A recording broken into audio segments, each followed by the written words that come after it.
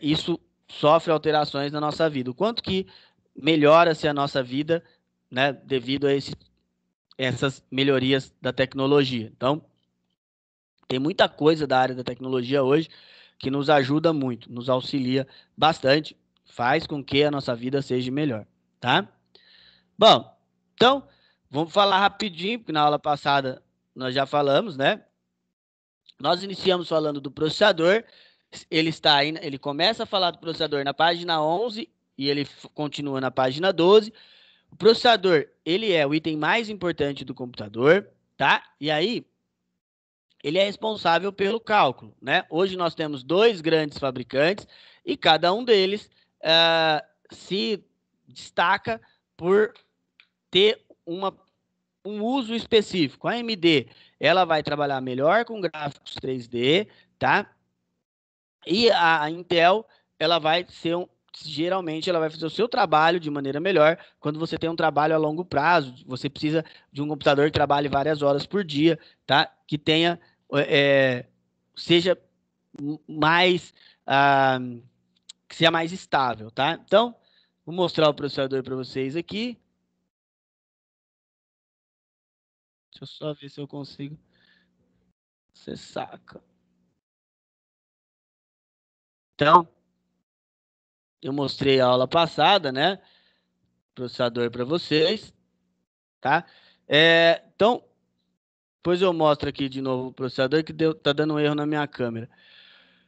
O processador, ele vai fazer todo o cálculo, toda a parte de cálculo lógico aí dentro do seu computador, tá? Então, ele é o responsável por toda essa parte de cálculo, tá? Depois nós falamos também da memória RAM, tá? A memória RAM, ela auxilia o processador, tá? E aí ela vai auxiliar na base de cálculo. Então, o que ela vai fazer? Ela vai abrir os programas em segundo plano. Então, quando você vai ter acesso à sua memória RAM, perdão, quando você vai acessar alguma coisa dentro do seu HD, é a memória RAM que vai fazer isso. Então, a memória RAM, ela vai pegar os dados, né? O processador vai dar ordem para ela, né? Primeiro o processador dá a ordem e a memória RAM vai lá buscar esses dados dentro do HD. Então, é lá no HD que vai ficar os dados especificamente, tá? E aí, o texto sobre memória RAM está aí na página 13. Ainda na página 13, a memória secundária ou o HD é o responsável pelos cálculos, né? Então, desculpa, responsável pelo armazenamento, perdão, estava com o processador na cabeça. Então, tudo que você vai salvar no seu computador, tudo que você precisa salvar, ele vai ficar dentro do seu HD, tá? Então, as suas fotos, os seus vídeos, tudo fica lá dentro, o seu sistema operacional, inclusive. Tá? Então, tudo que você tem de dados, ele fica dentro do seu HD ou do seu SSD e assim por diante. Tá? Então, ele é o responsável pelo armazenamento. O HD, igual eu falei para vocês, ele é, de todos os dispositivos, ele é o que ficou, assim, mais lento. Né? Então, o que tem de mais lento hoje nos nossos componentes é o HD. Tá? Então, o HD, ele não... a palavra correta, ele não evoluiu da mesma maneira que os outros. É lógico que, se você for pensar só em dados, né, a quantidade de dados que um HD consegue armazenar hoje é muito maior do que há 20 anos atrás. Por exemplo, para vocês terem uma ideia, meu primeiro computador foi há mais ou menos 23, 25 anos atrás, ele tinha 2 GB. Então, era bem pouquinho. Mas, se você pegar a tecnologia, e eu até mostrei a aula passada para vocês, um HD mais antigo aberto e um HD mais novo aberto, e vocês viram que a tecnologia é similar, tá? Ele não tem uma diferença tão grande na tecnologia, tá, pessoal? É lógico que o HD SATA é mais rápido que o IDE, nós já estamos no padrão SATA 3, que teve uma melhora muito grande, tá? Mas isso não quer dizer que essa padronização ela trouxe tantas melhorias assim. Tanto que o volume de dados que você consegue controlar ainda é similar, o período, né, de funcionamento, de uso, assim, ainda é similar também, tá? Então, não mudou tanto. E nós falamos também, a aula passada, sobre desfragmentar o disco, né? O que quer dizer desfragmentar o disco? Desfragmentar o disco é quando você tem aquele espaço esperando, né? Vou abrir aqui, vou abrir o Paint para mostrar para vocês. Então, como é que o disco é gravado? Então, o disco ele tem a gravação dele. É como uma pizza, né? Nós comentamos a aula passada. E o Windows, ele grava por setores. Então, o seu HD, ele é gravado em setores. Ele tem diversos setores, tá? Então, ele vai gravando ali. E aí, quando você desgrava alguma coisa, a próxima gravação, ele não vai utilizar os bancos vazios. Ele vai para o próximo. Então, isso, às vezes, com o passar do tempo, vai deixando o seu sistema cada vez mais lento, né? Então, por isso que, assim, de vez em quando é necessário fazer a desfragmentação. Só não façam quando estiver usando um SSD. Se estiver usando um SSD, não façam porque prejudica o uso. O Anderson ele escreveu aqui, ó, que a memória, até a memória RAM evoluiu muito, sim, e a memória RAM ela evoluiu ainda mais quando o assunto frequência. A memória RAM, minha primeira memória RAM, ela tinha 133 MHz de frequência, né? Que era a memória DIMM. Hoje a memória RAM ela tem ali mais que 4.000, né, megahertz de frequência. Então é muito grande. Acho que o Luciano tem uma pergunta. Pode perguntar, Luciano. Professor, você falou sobre SATA 3 ou SATA 4, é isso, né? SATA 3. Isso. Que capacidade que esse HD começa a ser SATA 3? Hoje tem de 1 tera. De 1 tera. Tem de 500 também, mas é bem raro, tá? O SATA 3, ele não muda nada no padrão. O encaixe é o mesmo. O encaixe é padrão SATA. O que ele vai mudar é a velocidade. Ele é bem mais veloz, tá? Bem mais veloz. É tecnologia, então. Isso. Tipo só o padrão do É tipo como se fosse memória. Memória ela começou no DDR, DDR1, 2, estava no 3, agora 4. A diferença da memória é assim, uma memória DDR3 você não consegue pôr numa DDR4. Se ela é DDR3 e sua placa for DDR3, você só consegue inserir ela numa placa DDR3, tá? São os encaixes, né? Isso. Agora o SATA não. Se você tiver um SATA 1 e você quiser pôr numa máquina SATA 3, você vai conseguir pôr. Você só não consegue pôr o seguinte: se você tiver um HD SATA 3 e a porta da sua placa-mãe for SATA 1, ele não reconhece. Tá? Então, e a única coisa que você tem que ficar esperto. Agora, ao contrário, sim. O mais novo reconhece o mais antigo. Agora, o mais antigo não reconhece o mais novo. Mas podem ficar tranquilos que nós vamos ter uma aula só sobre HD. Aí eu vou mostrar tudo para vocês, a evolução, a velocidade e assim por diante. Tá bom? Podem ficar tranquilos. Essas aulas online que você está fazendo, a gente fica cada vez mais ansioso. Por isso tem que ir com calma. Não pode ficar com muita ansiedade. Bom, continuando aqui, pessoal. Então, ó, como é que eu faço para desfragmentar o disco? Você entra aqui no Windows Explorer. No caso ali da maquininha com Windows 7, é muito simples, né? Iniciar computador. Quem tiver com Windows 10, por exemplo, pressione a tecla Windows IE, tá? Pressionando a tecla Windows E, ele vai abrir o disco, tá? Você vem aqui, ó, botão direito, você vem em propriedades. Aí é só você procurar por ferramentas e clicar aqui na opção verificar agora. Desculpa, aqui, ó, na opção de fragmentação. No Windows 10, ele vai aparecer como otimizar. Quer ver? Eu vou mostrar aqui para vocês no Windows 10, para vocês verem como é que ele funciona.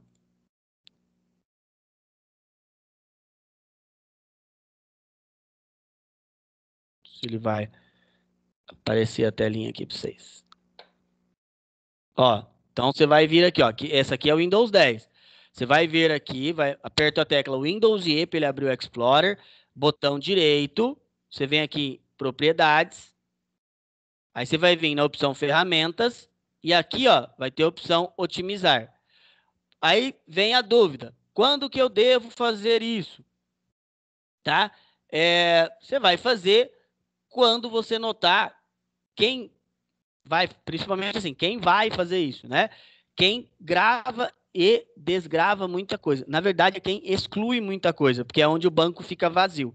Ah, professor, mas eu não faço isso direto. Meu uso é, por exemplo, eu trabalho no escritório, meu uso é planilhas, imagens, coisas, arquivos pequenos. Não adianta, né, pessoal? Você não vai ter ganho algum. E outra coisa, igual eu falei para vocês, por favor, não fazer quando tiver um SSD. Aliás, inclusive está no livro de vocês aí na página 17, não desfragmentar cartão SSD, o dispositivo SSD, pendrive e cartão de memória. Por quê? Porque não é disco, não é setor. O SSD ele tem o banco, o lugar no disco magnético próprio para ele gravar. Então não precisa desfragmentar. E se você desfragmentar, pode vir a dar erro. Tá? Então não façam isso. Um dos maiores problemas que nós temos de erro lógico é isso aí. Tá bom? Bom, e aí a evolução do HD foi o SSD. O SSD, ele é muito mais rápido, né, do que o HD comum, porque são chips. E se um dia alguém perguntar para vocês qual que é a diferença de um HD para o SSD, para a pessoa entender, tá? Você pode falar, não é só isso, tá, pessoal? Por favor, lá na aula de HD vocês vão entender, não é só isso que é a diferença. Mas o SSD ele tem um funcionamento similar a de um pendrive. Por que similar? Porque ele também é um disco magnético. Qual que é a diferença? A porta. A porta SATA ela é muito mais estável do que a porta USB. Se você pegar um pendrive e tentar instalar um sistema em um pendrive, dificilmente você vai conseguir. Por quê? Porque ele dá erro de conexão.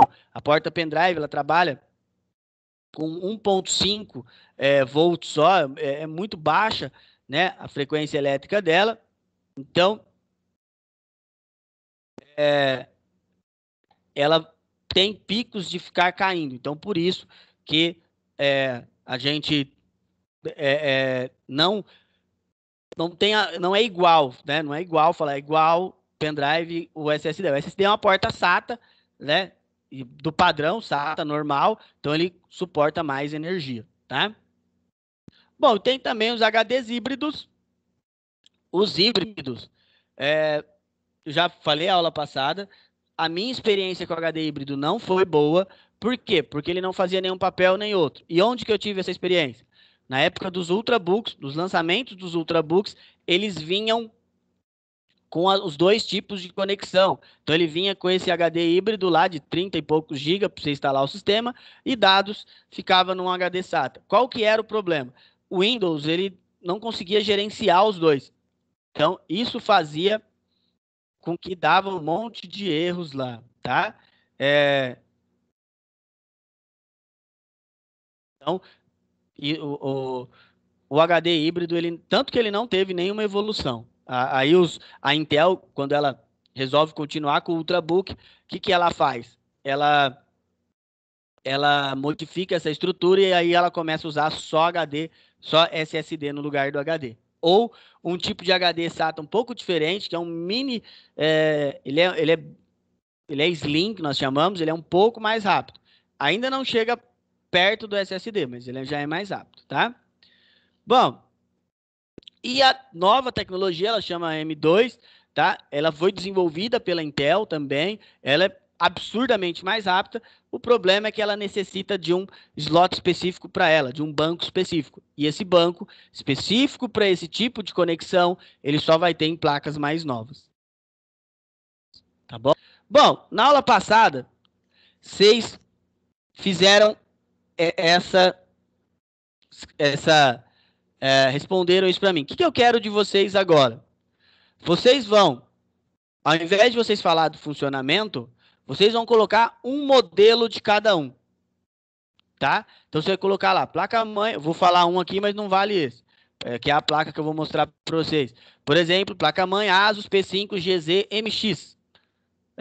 processador Intel Core i7 7200U, por exemplo, e assim por diante, tá bom? Eu vou lá, vou dar uns 5 minutinhos, tá bom, né? Dá para fazer rapidinho. Aí vocês, quem não fez a aula passada e não lembra, ou não, teve algum problema para responder, é só me mandar lá no meu WhatsApp, tá? Vai lá, pessoal. Vamos lá, 5 minutinhos aí para a gente fazer.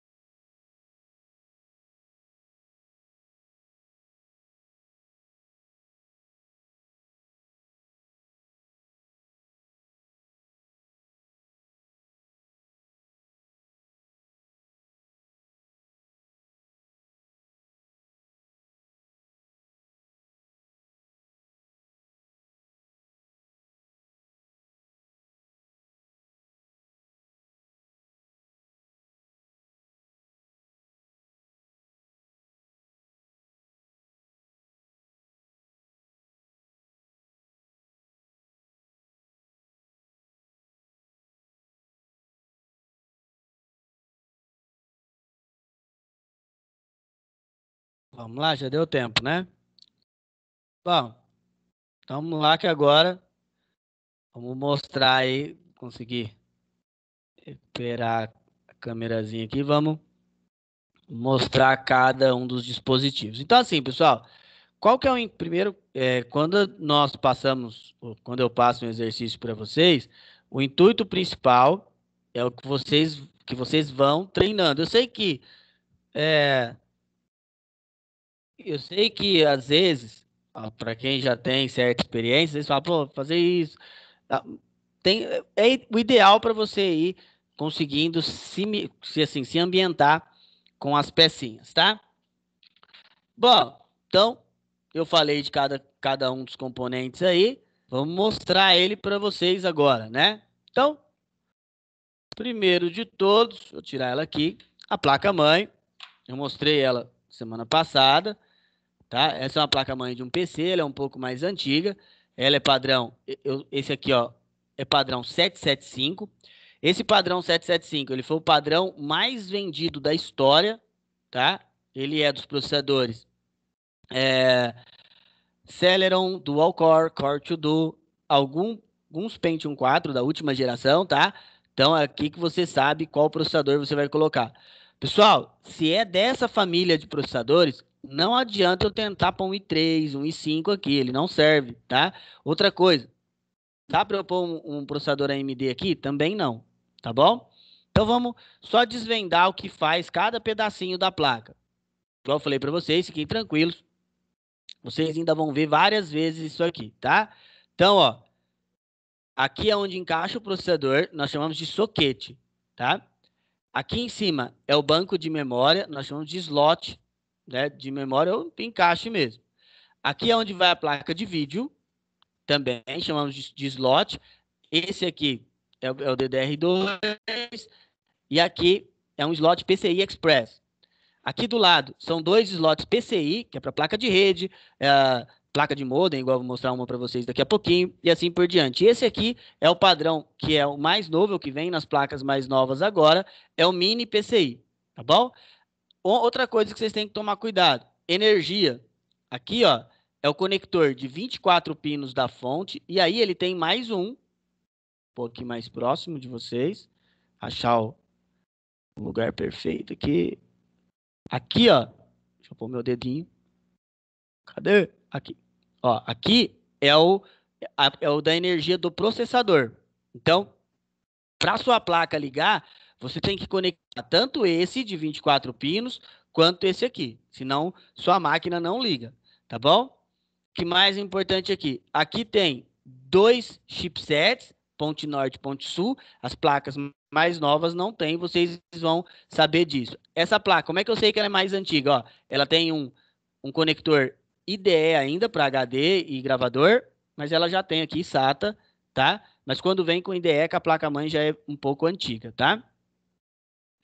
Bom, esse aqui é o processador, ou a CPU, tá? Então, por favor, não chamem mais de CPU o gabinete é o gabinete, aquele negócio preto lá é só o gabinete só, tá? Ele não é a CPU. CPU é só isso aqui. Na realidade, a gente já discutiu, é só o núcleo que vai aqui dentro. Isso é o CPU. CPU quer dizer Central Process Unit, que é a unidade central de processamento. Ela é responsável por todos os cálculos do computador, tá?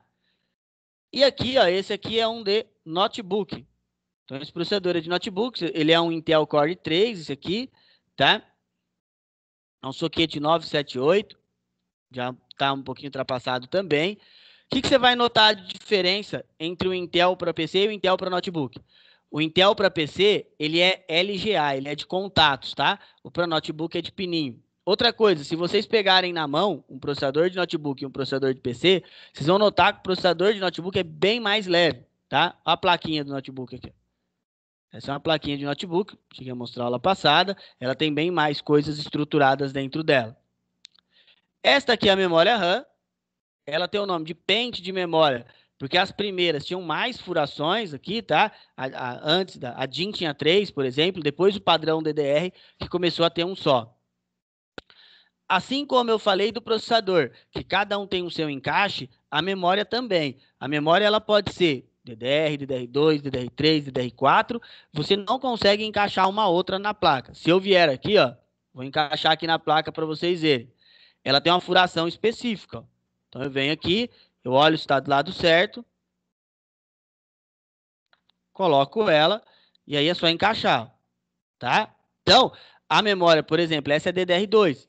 Se eu tentar encaixar uma DDR3 aqui, o lugar do chanfro, o lugar aqui onde fica a furação aqui é diferente. Então, não vai dar certo o encaixe, tá? Então, não adianta. O HD, então, esse é o HD, tá? Já mostrei ele aberto para vocês também. Esse é o mais antigo, esse é o IDE, ó, dá para ver pela conexão. Então, aqui, ó, dá para ver pela conexão que ele é IDE. Aqui é a conexão de dados IDE, aqui é a conexão de energia, e aqui é o disco. Esse disco vai girando, e essa agulhinha aqui em cima, ela vai fazendo a gravação, tá? Professor? Oi, pode falar. A câmera tá dando umas quedas. Tem como mostrar as coisas um pouquinho mais devagar? Claro, claro. Tem sim. Então, ó, Obrigado. Esse aqui... Ah, tranquilo, Zé. Obrigado, você. Então, ó, este aqui é o IDE, ele é um pouco mais antigo, tá? Mas olha que interessante. Vocês estão vendo aqui, ó, tem um disquinho, aqui tem a agulhinha para fazer a gravação. Esse é o SATA. E esse SATA, inclusive, ele é muito novo, tá? Eu te troquei de um cliente porque ele tinha caído. Ele tem mais ou menos 1 ano e meio de uso, tá? E olha aqui como ele é bem similar por dentro, tá? Ele vai ter diferenças aqui, ó, na conexão. Então, quando você vai analisar a conexão, aqui, ó, aqui é o SATA de dados, esse aqui, e esse aqui, opa, do lado aqui, é o SATA de energia, tá? O padrão SATA é um padrão novo, então, ele é um padrão que ele vai ser usado por bastante tempo ainda. Mas o que vocês têm que gravar? Que mesmo esses HDs, eles tendo aproximadamente, esse aqui tem uns 15 anos de diferença um do outro, né? Por dentro eles são bem parecidos, tá bom? Então, ó, por dentro aqui, se olhar aqui, eles são bem similares, tá? Mesmo tendo uma diferença tão grande e também de capacidade, ó. Esse aqui é de 160 GB, esse aqui é de 1 TB. A diferença no armazenamento é muito grande. Mesmo a velocidade, o SATA é um pouco maior, mas isso não quer dizer muito, tá? E mesmo para notebooks, a estrutura é a mesma. Esse é um HD SATA para notebooks, tá? E aí esse padrão, né, essa padronização do HD SATA, ela é a mesma, ó. Se você olhar aqui, próxima câmera aqui. Se você olhar, a conexão é a mesma. Aqui é o SATA de dados e aqui é o SATA de energia, tá? Então é o mesmo tipo de conexão, tá bom?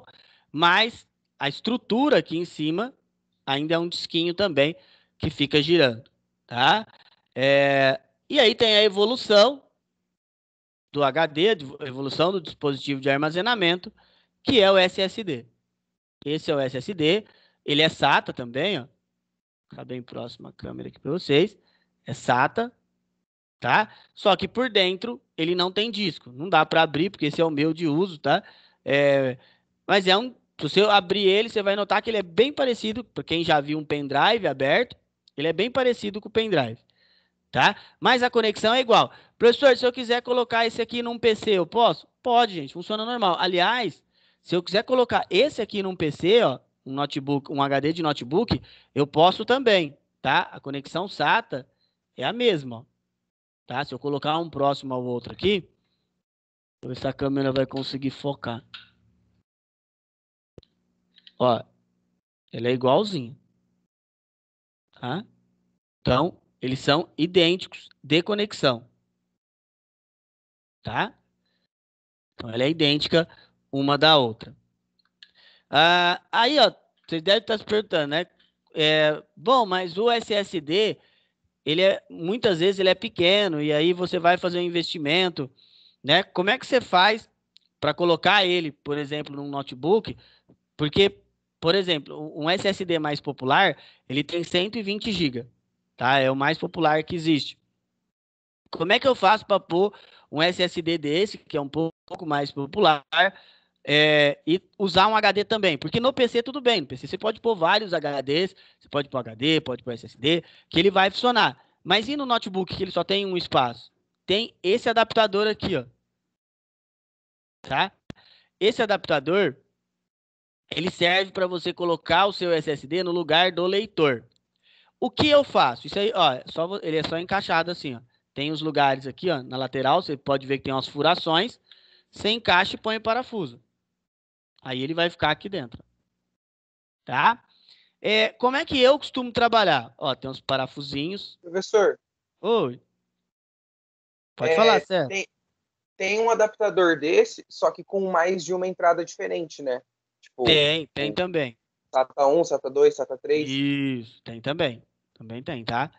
Esse aqui, no caso, ele é esse que eu mostrei agora, esse de metalzão aqui, ele é específico para notebook, tá? Para colocar lá no lugar do leitor de DVD. Tem uns outros, eu tenho um outro aí também, que é para gabinete. Por quê? Porque dá para notar, não dá para pôr isso aqui no gabinete, e ele vai ficar bambo, né? Se você não pôr nada. Então tem um outro que é só para gabinete mesmo. Tem uns outros adaptadores que mais para frente eu mostro para vocês. Mas como eu costumo fazer? Eu costumo colocar assim, pessoal. Eu costumo colocar ao contrário. Eu costumo colocar o SSD na porta normal, onde vai o HD, e o HD para dados no lugar do gravador. Por quê? Porque igual que eu vi alguém colocou, o Rafael colocou que o SSD fica mais rápido para iniciar o Windows, muito mais. E se você colocar ele direto na porta do HD mesmo, na SATA 1, no caso da placa do notebook, ele vai conseguir fazer as coisas muito mais rápido, tá? Bom, tem uns outros dispositivos que eu queria mostrar para vocês aqui também. Uns eu mostrei a aula passada. Essa é uma placa de vídeo, né? Olha que bonitona, né?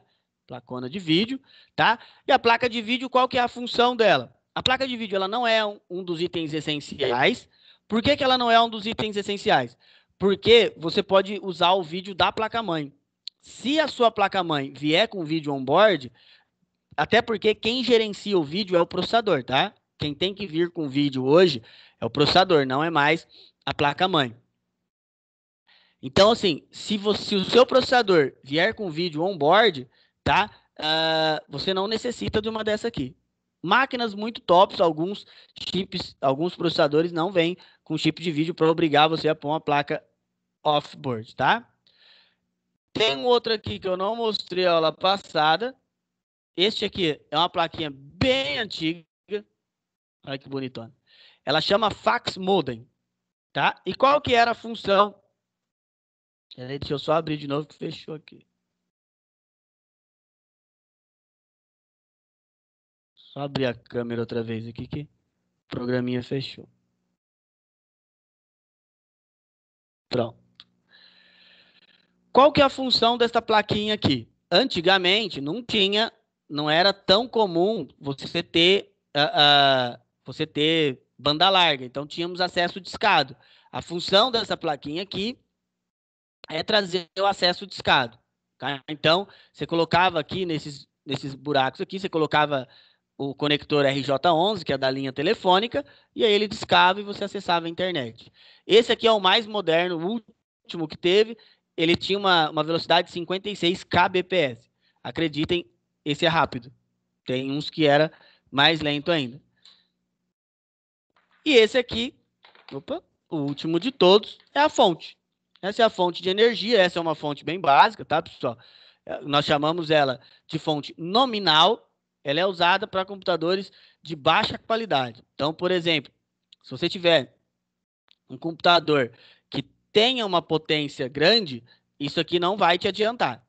Então, você precisa de uma fonte que nós chamamos de real. Ela te dá uma transmissão melhor dos dados e da tecnologia. Ela faz com que tenha um acesso muito maior e melhor entre dados e entre o dado final lá, tá? E o seu componente. Essa fonte aqui, por ela dar uma variação, por exemplo, às vezes você pega um processador que ele necessita de uma estabilidade, ele não vai conseguir nem ligar, tá? E no caso do notebook, ele vai ter uma fonte específica para ele. Essa fonte aqui é de um netbook, na verdade. Depois eu até mostro para vocês, tá? E aí, o que você tem que fugir? Fugir de fonte universal. Tem umas fontes para notebooks que elas são universal, e aí ela planeja, só voltar lá, ela planeja com que com aquela fonte ela seja usada numa quantidade grande de computadores. E aí não é bem assim que funciona, tá? Não trabalha legal, tá? Então, se você tiver a oportunidade, não use fonte universal de maneira alguma no seu notebook, quem trabalha com notebook. Agora, vamos supor que não tem jeito, né? Você comprou um notebook, vamos supor aí, e ele não vem com fonte. Você comprou ele e ele veio sem fonte, ou então você não está encontrando aquele padrão especificamente. Aí não tem jeito, aí você vai ter que recorrer a uma fonte universal. Mas, caso isso não aconteça, caso você tenha essa disponibilidade,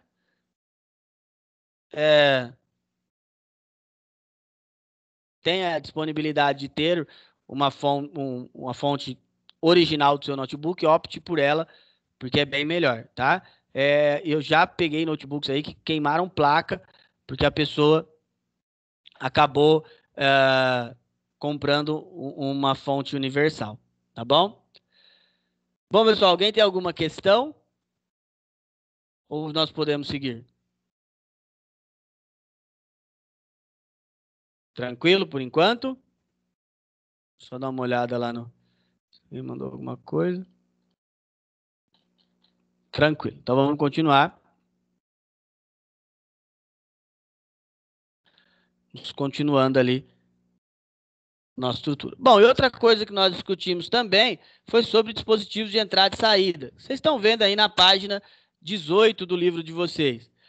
É muito simples, né? Dispositivos de entrada é tudo aquilo que vai inserir dados aí no seu computador, e os dispositivos de saída é o que vai fazer a exibição. Então, quando vai exibir algo no seu monitor, né? Por exemplo, o monitor ele é um dispositivo de saída. Quando você precisa inserir algo, né? No caso, por exemplo, vamos supor o seu teclado, né? Você vai inserir uma informação ali dentro, tá? Então, essa é a diferença entre um e outro. Bom, e os sistemas operacionais também é bem simples, é o que vai fazer a junção entre o software e o hardware, tá? Na verdade, a gente já discutiu isso também, quem vai fazer isso é o kernel, né? O kernel do sistema é o núcleo do sistema que vai fazer essa interação. Qual a principal função do sistema operacional? Por exemplo, hoje o sistema operacional mais usado é o Android, tá? E aí, o seu Android, por exemplo, quando você vai ouvir uma música, por exemplo, o núcleo do seu Android, ele precisa tanto abrir o seu programa de música, quanto ele precisa executar também a sua placa, tá bom? Ele tem que fazer as duas ações. Bom, o Luciano ele pergunta sobre atualização de BIOS.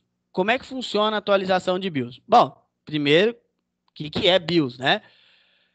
BIOS quer dizer Basic Input Output System, sistema básico de entrada e saída. E qual é a função da BIOS? A função da BIOS é gerenciar a estrutura, inicializar as coisas da sua placa, tá?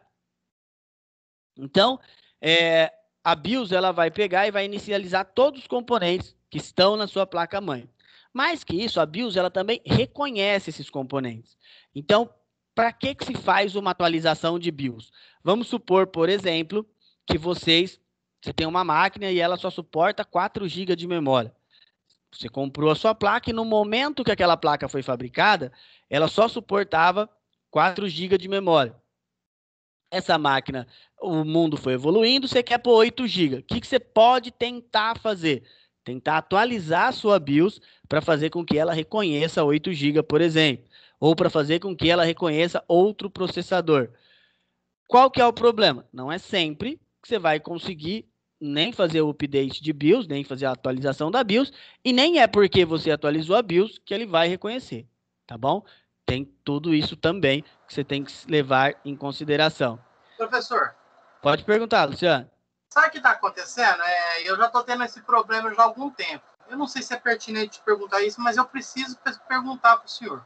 É o seguinte, quando eu vou formatar meu computador, eu faço o pendrive de boot no Rufus, só que eu faço normal. Só que a minha placa, ela pede, em vez de MBR, ela pede outro formato, é o GPT.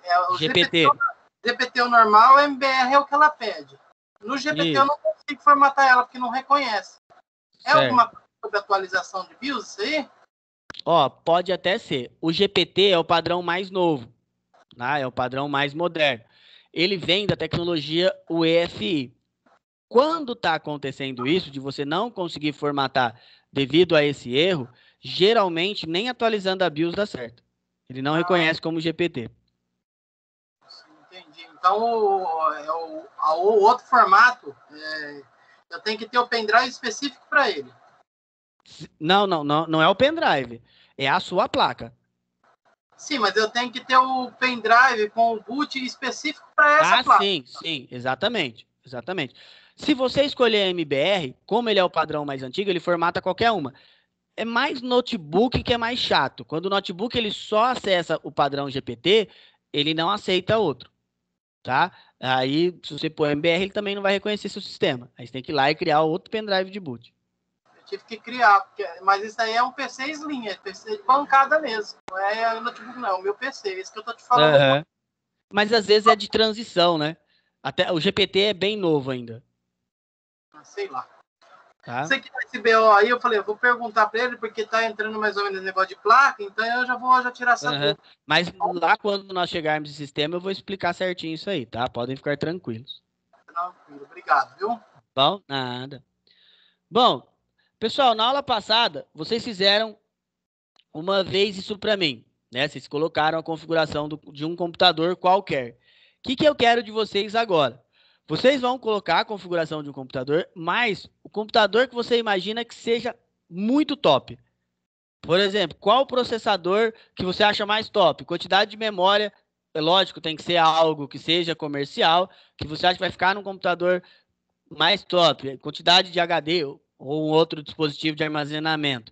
E assim por diante. Tá bom? Então vocês vão pegar qual processador que você acha que vai ficar uma máquina legal, qual quantidade de memória, qual placa de vídeo e assim por diante. E vocês vão ter que explicar por que você acha que essa máquina ficou tão top. Vamos lá, pessoal? Então vai lá, 10 minutinhos para vocês.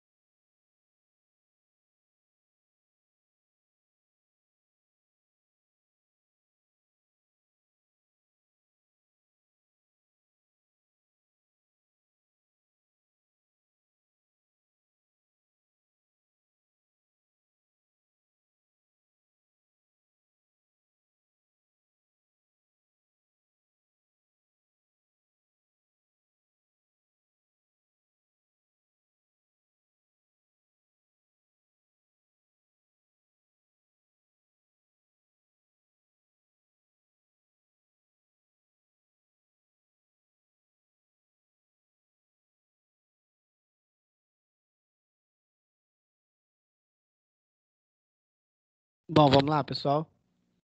Já deu tempinho aí, né?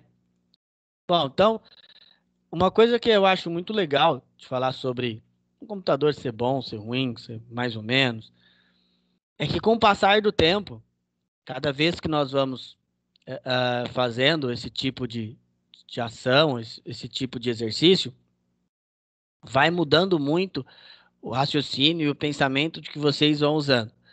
E também, depois, vocês vão perceber que uma máquina ser mais top, uma máquina ser mais lenta, ela depende muito mais do que você vai fazer de uso. Então, por exemplo, às vezes eu quero uma máquina só para acessar a internet, né? E aí eu não preciso de uma máquina gamer para acessar a internet, né? Eu posso ter uma máquina que seja uma configuração um pouco mais baixa, mas que eu vou conseguir trabalhar normalmente. Então, o ideal é saber customizar, né? Saber trabalhar com esses tipos de situação. Bom, pessoal, aí na página 21 do livro de vocês, ele vai falar um pouco sobre a arquitetura 32 bits e a arquitetura 64 bits. O que que isso quer dizer, né? O que que isso quer dizer, essa diferença entre arquiteturas, tá? A diferença é o seguinte, pessoal. Deixa eu só colocar o quadrinho aqui para ficar mais fácil de explicar. Então, 32 bits,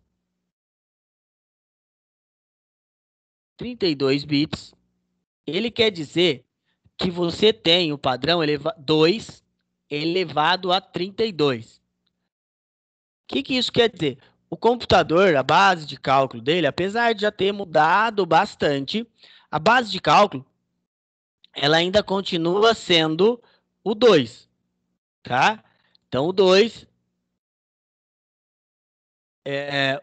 ele é a base de cálculo. Então, quando você fala em 32 bits, ele está falando que você está fazendo 2 elevado a 32 cálculos, que vai dar aproximadamente 3,2 milhões, tá? Essa arquitetura, ela foi uma arquitetura criada pela Intel, e essa arquitetura, quando ela foi criada pela Intel, ela foi batizada de x86. E por que que ela tem esse nome? Porque os primeiros processadores, os mesmos processadores da Intel, eles terminavam com 86. Então, as primeiras tecnologias, os Intel i86, eles chamavam assim, 86, depois veio 186, 286 e 386.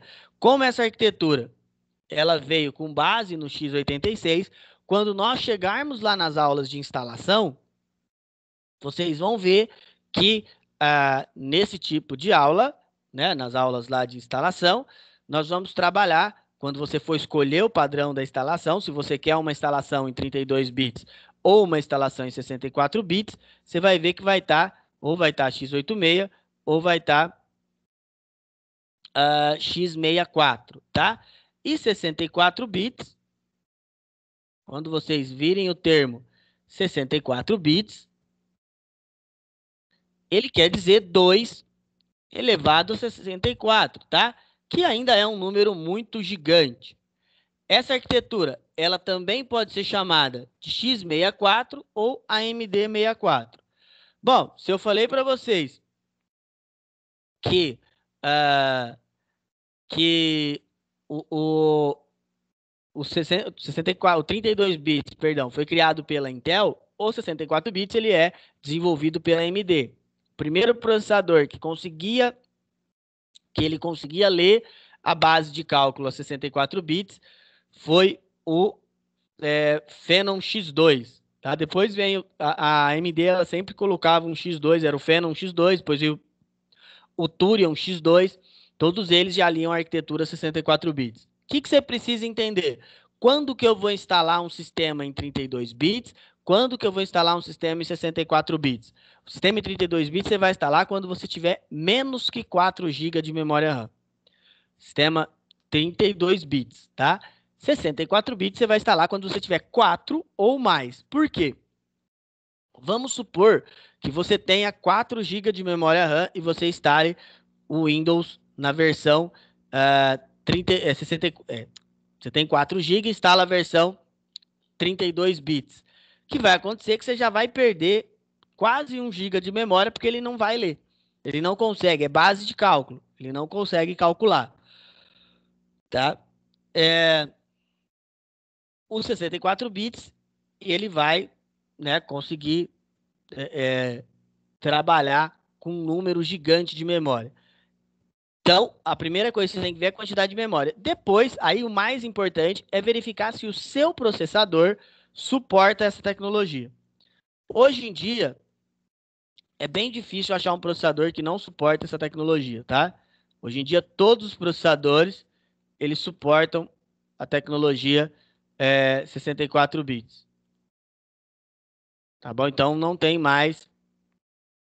existe mais essa dependência do processador. Porque se você pegar um processador que ele só suporta a arquitetura 32 bits, você está falando de um processador muito antigo. Então, vai ser uma máquina bem antiga mesmo. Tá? Para vocês terem uma ideia, o padrão 64 bits ele começou a se popularizar há 15 anos. Então, faz bastante tempo já, né? Nós tivemos muita dificuldade no Brasil quando veio esse padrão para cá, porque as máquinas, quando chegava a máquina importada, elas já vinham a partir do Vista, do Windows Vista, já tinha mais popular o sistema 64 bits. O XP, ele teve uma versão 64 bits, mas só em inglês, tá? Em português só tinha 32 bits. Aí do Vista para frente, ele já era mais popular os 64 bits. Então, já faz bastante tempo, já se popularizou bastante, né? Já ficou bem simples o seu uso. Mas o que eu quero que vocês entendam é para saber quando usar um ou outro, primeiro você vai ver a quantidade de memória, depois o processador, tá? Vamos supor que o seu processador ele não suporte uma tecnologia 64 bits. Aí você vai lá e põe 8 GB de memória, né? Você está perdendo 5 GB você está jogando fora, tá bom? O Anderson colocou ali que acabou a era do XP, né? Que era o sistema mais usado no mundo e mais prático, realmente, né? Não existe um sistema que era tão simples e tão rápido de uso quanto o XP, né? O 7, ele é bem legal, ele é rápido ainda, mas igual o XP não teve, né? Tanto que foi usado aí por muito tempo, tá? Bom, continuando. Outra coisa que ele vai falar no livro de vocês é sobre unidade de medida. E tá aí na página 26, né? A menor unidade de medida é o bit. Então, 1 bit é a menor, isso em tecnologia, tá? Em informática. Quando nós vamos falar de informática, a menor unidade de medida é o bit. Então, 1 bit é a menor unidade que você possa ter. 8 bits é 1 byte. E aí vem, por isso que tem essas conversões, porque tudo vira a base do 2, né? Aí 1024 bytes é 1 megabyte, 1024 megabytes é 1 gigabyte, e assim por diante, sempre utilizando a base 1024, tá bom? Por isso que às vezes você vai pegar o HD que está marcado 500 GB e você vai ver lá, ele vai ter 472 mil, né? Porque é dividido por 1024, tá bom? Bom, o Luciano está falando ali no chat que por que a Microsoft apanha tanto para deixar o Windows redondo e rápido. É assim, para a Microsoft ter um sistema que seja 100% rodando legal não seria interessante, porque as pessoas não iriam atrás dos upgrades, né? Por isso que tem tanta atualização Windows, principalmente de segurança. E o testador da Microsoft é o próprio usuário, né? A própria pessoa que faz uso ali, ele é o próprio tester, né? Outra coisa que eu sempre falo também é por que a Microsoft ela não acaba com a pirataria. Por quê? Porque para ela a pirataria é interessante, tá? Por que é interessante? Porque se você começa a combater a pirataria, o que vai acontecer? As pessoas vão buscar outras opções, né, de uso. Por exemplo, usar sistema livre. E aí, para a Microsoft, não é interessante ter sistema livre. Aí no livro de vocês, na página 27, ele vai falar de computação ubíqua. O que eu quero que vocês entendam sobre computação ubíqua? É tudo o que você vai usar a tecnologia para beneficiar a sua vida, tá? Tudo que você pode fazer para beneficiar a sua vida, né? Que você vai, tá? Existem, lógico, milhões, milhares de usos, né? Para esse tipo. Por exemplo, é uma patente no Brasil, ela é até da Positivo, tá? Da Casa Conectão, você vai ter todo o controle da sua casa, você vai ter pelo seu smartphone. É uma coisa bem, assim, bem bacana, né? Que patente, a Positivo comprou, né? E ela vai tentar fazer isso aí. Então, por exemplo, você não vai ter tranca mais nas coisas, tá? As luzes você vai conseguir acender todas elas por um software que vai rodar dentro do seu smartphone. Isso dá para nós fazermos também, né? O Arduino, grande parte das coisas ela faz, só dá um pouquinho mais de trabalho. Outra coisa que nós vemos hoje também é, por exemplo, assim, ó, eu sempre uso o ônibus como exemplo, porque é uma coisa que é mais viva no meu pensamento, tá?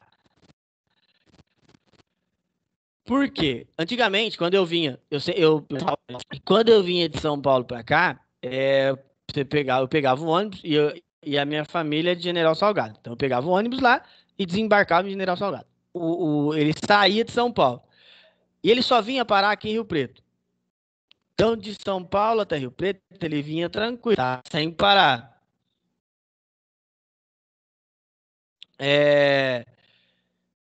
Aí, chegava em Rio Preto, ele tinha que ir passando, parando de ponto em ponto, tá? Isso dava um problema terrível, né? Por quê? Porque, às vezes, vendia duas passagens para a mesma pessoa, né?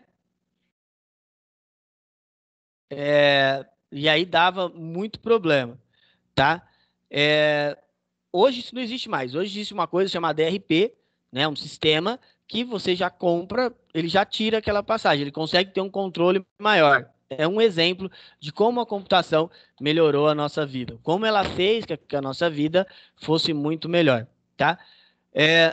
Pessoal, tá dando umas travadas aí no áudio? O Gustavo tá falando que tá travando, porque no meu retorno tá normal, tá? Nem Nossa, agora ainda. Oi? Tá travando mesmo. Não é só no dele, não. Tá. Agora tá normal? Não, tem hora que você fala, quando você fala, às vezes, não sei se é quando você se mexe alguma coisa, ou fala muito rápido, aí dá uma cortada na sua voz. Né? Quando for assim, vocês têm que me avisar para eu dar uma olhada como é que tá aqui a minha conexão, tá? Porque eu trabalho quando eu olho o meu retorno e o retorno tá tranquilo, eu acabo pensando que tá tudo bem, vocês estão escutando. Aí eu tiro o retorno para mim. Quando você tava mostrando as peças, quando você tava mostrando o HD, as peças, ali que travou mesmo. Tem hora que você tava em um assunto, aí tava mostrando uma coisa de 7, 12 depois fiquem tranquilos, eu vou pôr a gravação para vocês assistem só aquele pedacinho do vídeo, aí ele melhora. Mas quando estiver travando muito, assim, vocês me avisem, por favor, porque aí eu dou uma olhada aqui na transmissão, tá? Okay. Deixa não, senão... Porque senão eu desligo o retorno.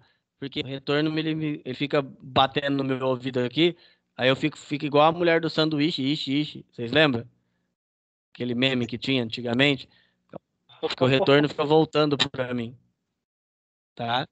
Tranquilo. Tá bom, pessoal? Por favor. Bom, então assim, o que eu quero que vocês entendam sobre a computação ubíqua, tá?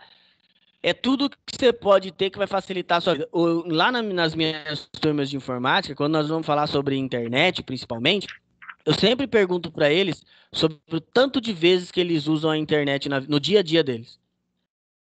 Hoje está tão agregado à nossa vida que não tem como mensurar, né? Você vai hoje, por exemplo, eu sou uma pessoa que eu não uso, não é uma coisa que eu faço. Tudo da minha vida, eu tenho cartão, vou para onde eu compro pão, 80 centavos você passa no cartão. Então eu não preciso de dinheiro físico, né? Só que se não tiver internet nos lugares que eu vou, eles não vão conseguir passar o cartão, por exemplo. Tá?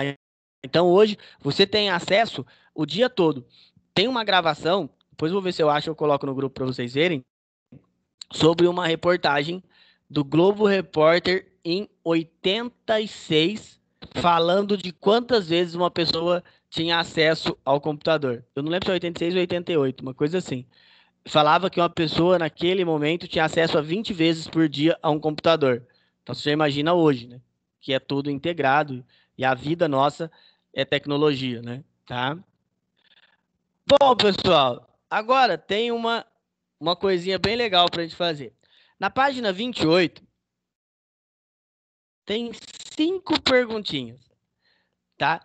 Quem é da minha geração, quem é um pouquinho mais experiente, vai conseguir responder muito rápido, tá? Para quem não tiver com o livro, eu vou pôr aqui, tá? Mas tá aí na página 28.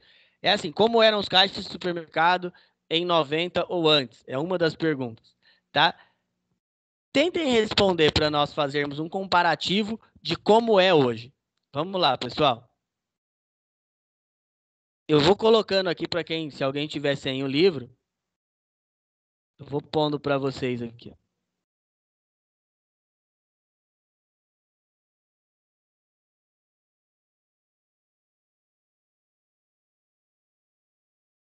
Aí você quer que responda no livro mesmo ou manda pelo WhatsApp? Não, pode mandar pelo WhatsApp, por favor.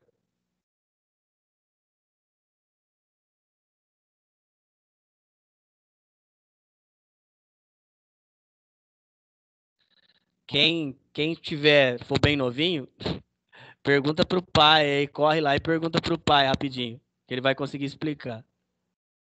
Pô, as ofensas aí, hein? Não, eu não vou saber explicar isso aqui, é que eu já fiz uma vez. Eu perguntei pro meu avô, porque era muito velho, né? Ô, louco, professor. Aí você tá me deixando envergonhado, pô. Sou novinho, pô, tenho 18 anos. Tem 18? É, em cada dedo. Eu tenho Rapaz, 44. 18 tem quase minha filha já.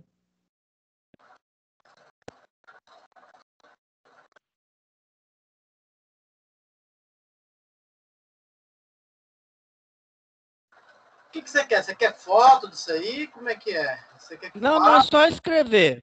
Só escrever, não precisa de foto, não.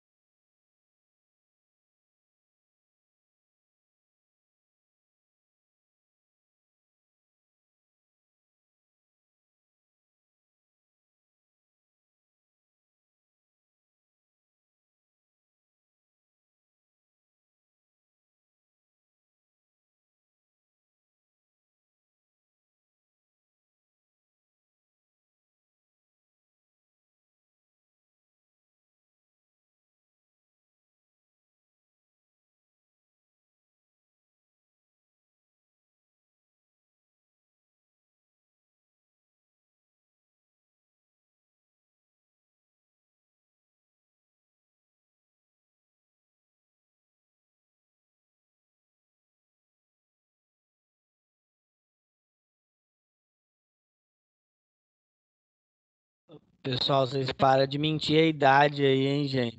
Todo mundo falando, ó, na minha época não, mas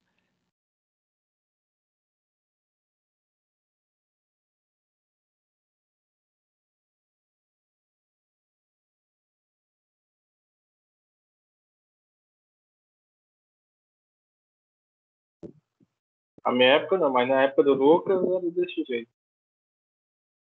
não, eu nasci agora em 2000, né? 2002. Eu fiz 18 agora. Eu vou tirar a carta agora, depois que acabar a pandemia.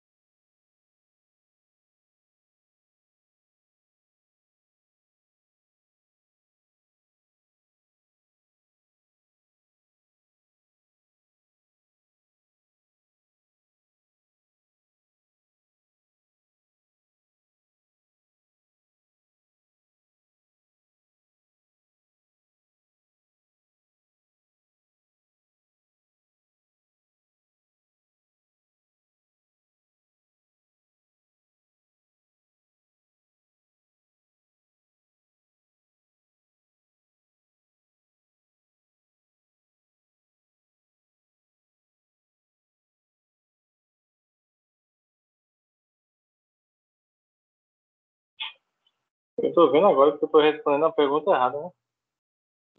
Oi? Não entendi, Anderson. Eu tô vendo agora que eu tô respondendo a pergunta errada. Normal. Você tava Sonho. respondendo a da 29? Isso. Ah, não, esse é pra mais tarde. Pra mim já tá respondido, né?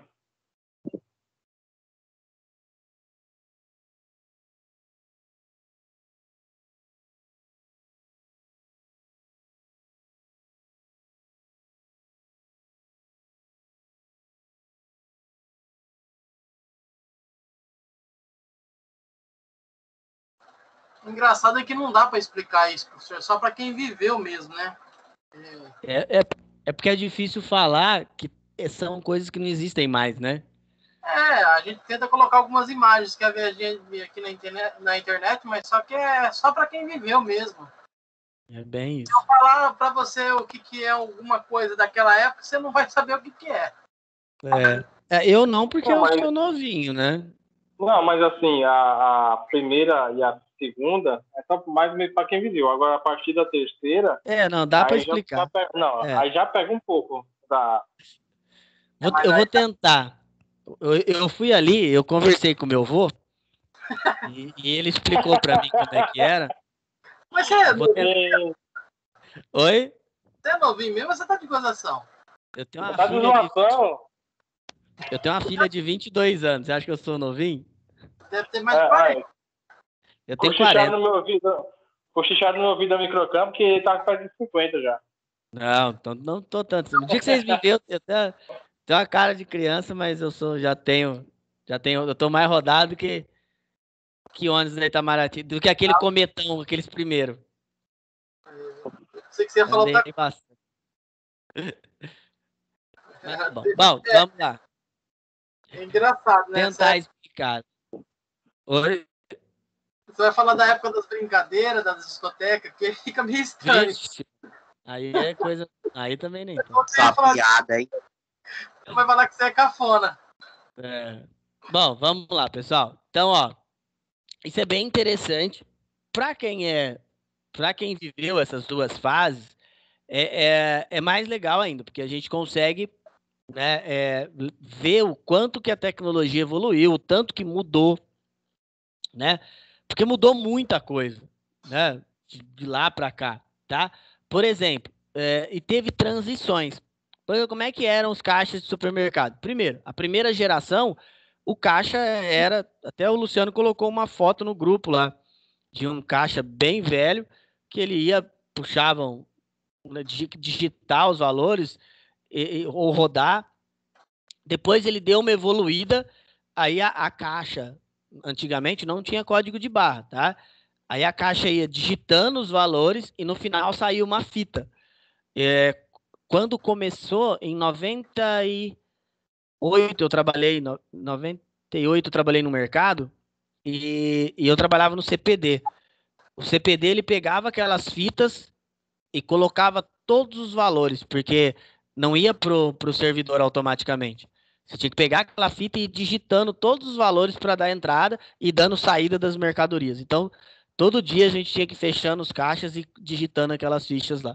Era bem complicado e hoje não, né? Hoje você passa o código de barra, o sistema já tira tudo, tá? Bom, controle bancário era papel. Era um monte de papel. E aí o mais legal era assim, por exemplo, uma coisa que hoje é muito raro se usar, ou nem se usa mais, antigamente tinha o cheque. Aí vamos supor, meu pai ele é caminhoneiro, então ele pegava muito cheque. Vamos supor que você pegasse um cheque, igual o meu pai pegava um cheque lá do Pará e fosse depositar em São Paulo. O cheque ele tinha que chegar ao Pará, lá no banco deles, para ir lá confirmar a assinatura para depois cair o cheque. Então tinha cheque, por exemplo, que demorava 15 dias para cair na sua conta, né? Então, controle bancário ele era extremamente rústico, né? Era no papel mesmo. Bom, isso aí não é muito antigo não, viu? hoje é mais simples, né? Hoje você assina, eles já escaneiam lá. Isso aí não é muito mais antigo, não, porque até pouco tempo você tinha que esperar esse prazo aí mesmo. Mas acho que tudo isso, rapaz, Tem que esperar tudo isso. Por isso que ninguém aceita, né? Hoje não tem mais, hoje acabou o chat. Não, você pega na pergunta, tá aí 1950, 1960, mas do jeito que tá falando, eu vivi isso aí já. Em 90, se em você 88 pegar, para 90, ainda tinha ainda. dos anos 50 até o final dos anos 90, era quase igual. Não tinha uma modificação tão grande. Sabe por quê? O controle bancário ele melhorou quando a internet ficou boa. Então, quando a internet começou a ser melhor, ser mais rápida, a ser mais estável, aí foi possível que tivesse um controle melhor. Mas era quase igual, tá? Bom, trabalhos escolares, como é que a gente fazia? Quem é da minha idade já ouviu falar do papel almaço. Então, ia lá, pegava o livro na biblioteca e escrevia literalmente, você ia escrevendo, você ia fazendo, você pegava a enciclopédia, a Barça lá, e ia vendo, ia fazendo o seu trabalho. As notícias, ou era TV, ou era jornal. Então, ou você, né, assistia televisão para ver os jornais, ou então jornal impresso mesmo. Que hoje, né, hoje já nem tem mais, né? O Rafael falou que não é da minha idade, mas fazia trabalho no Pão Massa também. Também não é tão antigo, né? E a relação da sociedade é total, né, gente? Hoje não tem mais, não tem como imaginar como é a nossa vida sem o computador. Igual eu falei para vocês, lá na turma de informática, quando tem as primeiras aulas, tem uma pergunta que fala assim: quantas vezes você tem acesso ao computador em um dia? Não dá nem para pensar, né? Ô, professor, que nem você vê você falando sobre esse assunto, eu me lembro que foi chegando uma época, na evolução das escolas, que foi a implementação dos computadores nas escolas, que tinham os laboratórios, né? Era chamado laboratórios, que tinham vários computadores, aí que fazia. A galera jovem, naquela época eu também, ficava todo feliz, falando, não, vamos para o laboratório fazer pesquisa. Aí é a única hora que a gente ia para o computador. Naquela época, achava que era muito caro, né? Aí ficava todo mundo feliz que ia no computador. É a única hora que via. Aí você vê hoje tudo muito simples hoje, mas naquela época pra gente era bom demais. Era algo, né? Você vê assim, hoje o computador está na mão, né? Hoje o computador ele está na nossa mão, você consegue ter acesso na sua mão, né? Que é, por exemplo, seu smartphone. Para vocês terem uma ideia, quando eu terminei a escola, não tinha nem laboratório ainda. Aliás, depois de um tempo, eu trabalhei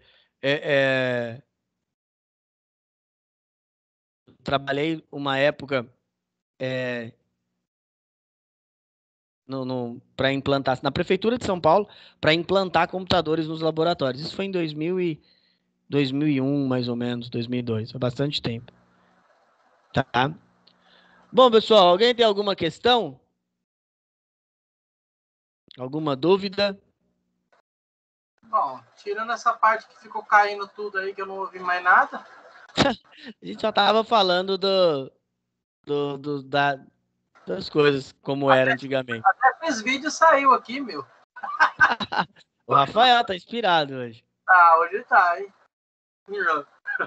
Ai, professor. Não, a aula foi legal hoje. Bem proveitosa. Consegui tirar uma dúvida que eu tava, negócio das BIOS. Uhum. Pode ficar tranquilo, que depois eu vou mostrar isso na prática. Tá? Às vezes, só interrompendo, Luciano, um pouquinho, às vezes vocês vão escutar assim, por exemplo, igual ele perguntou da BIOS. E aí você pensa assim, poxa, mas eu nem sei o que é BIOS. Né? Fiquem tranquilos, isso é normal, tá, pessoal? Não chegar, eu não sei o que é BIOS, nós vamos aprender, nós estamos aqui para isso. Para quem não teve ainda, pode falar. Deixa eu só te fazer a questão que eu falei contigo pelo Zap sobre essa tal de computação pública, que eu li, reli no livro, li pela internet, e eu não conseguia assimilar uma explicação simples sobre o que é. Isso. É bem normal. Nós estamos ainda engatinhando, tá, pessoal? Tem muita coisa pra gente ter ainda, muita coisa pra gente ver. É lógico que, igual nós estávamos conversando lá na escola, o EAD é mais complicado ainda, né? Essa distância que nós estamos tendo é mais complicada, mas sim, a gente vai pegando o jeito e no final vai dar tudo certo, tá? Podem ficar tranquilos, tá bom? A única dificuldade, às vezes, é estar com o pessoal que às vezes não sabe muito e às vezes faz alguma pergunta um pouco mais, digamos que complicada. É só isso, Então, entendeu? por isso que, assim, por isso que eu falo, tem que ter calma. A hora que você escutar alguma coisa, vamos supor, você escutou uma coisa e você não sabe o que é, não pode desesperar. Não pode pensar que, eu não sei aquilo, eu não vou aprender nunca. Não é assim, tá? Vai ter muita coisa, muito termo que eu vou falar que às vezes você não vai entender de primeira, né? Ou às vezes vai ser um termo que você nunca escutou, mas fiquem tranquilos que é, nós vamos, assim, no decorrer das aulas, nós vamos tendo ali um entendimento melhor. Isso não pode vir Tá? atrapalhar os colegas, a gente saber um pouco mais? Não, fique tranquilo. Não, porque mesmo que, por exemplo, você me perguntou da BIOS, lá na frente nós vamos ter uma aula só sobre BIOS, tá? E o bom dessa EAD é que um sabendo mais que o outro, a vida é uma escola, né? Um troca informação com o outro. Sim, exatamente. Exatamente. Eu Eu sempre acho procuro, legal eu isso aí que você falou. procuro falar isso. Muito legal isso aí que você falou, jovem. Sabe por quê? Porque eu tenho uma linha de pensamento. Nem todo mundo sabe tudo. Às vezes Não, uma coisa ninguém que sabe tudo. às vezes uma coisa que o outro que a gente acha que não sabe, a gente não sabe. Então é uma troca de informação. Acho muito importante isso. A gente ser, pelo menos eu, na minha parte, eu procuro ser humilde porque se você, às vezes tem muitas coisas que eu não sei mesmo. Eu sou um pouco ignorante em algumas coisas. Mas eu A gente vai aproveito aprendendo. porque tem jovem hoje que tem uma inteligência fora do comum, cara. Então a gente tem que aproveitar essas pessoas que têm essa É didática a mais. geração que já nasceu conectada, né? Se chama autodidático, né? Bom, pessoal, tem uns exercícios aí, tá? Eles estão lá na página 29, mas assim, é pra vocês fazerem aí, por favor, durante a semana, tá? Não precisa fazer hoje, não, que hoje já Eu já tá respondi. tardinho. O Anderson passou na frente e já respondeu, já.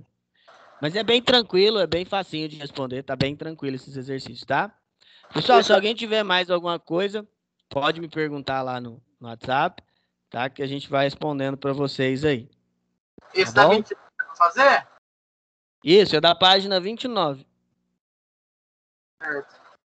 Tá Vamos arrumar bom? um tempo para responder isso aqui. É tranquilo. Pessoal, então, por hoje a gente vai parando. Uma boa noite para vocês aí. E semana que vem a gente volta. Alguma Por notícia sobre enquanto. presencial? Então, estamos aí. é, Por enquanto, a única notícia que a gente tem é do Estado, né? A autorização é para iniciar em outubro, desde que tenha. Acho que tem que ter 30 dias na fase amarela, se eu não estou enganado. Tá? Então, a previsão inicial agora ainda é outubro. Mas assim, é outubro, mas se tem um dia específico de outubro, ou começando outubro já. Então, assim, nós estamos aguardando, né? É duro falar em prazo, porque, por exemplo, posso chegar para vocês e falar assim, ó, dia 10 de outubro nós vamos voltar. E aí, né, o Estado falar não. Porque não depende de nós, né? É que nem, É, por exemplo, é... a gente tem pessoas que fizeram o curso, que tem as aulas extras, né? Por exemplo, tem as de inglês e espanhol. No meu caso, eu como estou fazendo o curso completo de inglês também, aí eu peguei só espanhol de extra. Até agora eu não tive nenhuma aula, nem tem Não, expectativa de quando vai ter. esse vai ser os complementares, né? Que são os de sexta-feira. Eles vão ser só quando voltar. Isso é só. Aí vai ser só presencial mesmo. Sei lá, tô de saco cheio já de tudo isso. Né? Ah, mas vai ter que passar. Nós vamos passar por isso e aí a gente vai voltar mais forte disso aí. Tá certo, então, professor. Então, abraço, bom descanso pro senhor. Pessoal, uma boa noite para vocês, bom fim de semana. Até a semana que vem, tá bom? Obrigado, gente. Boa noite para vocês aí. Se alguém precisar de alguma coisa, quiser falar alguma coisa, pode me chamar. Estarei online aí por enquanto, tá bom? Boa noite para vocês Boa noite. Bom final de semana e até semana que vem. Bom.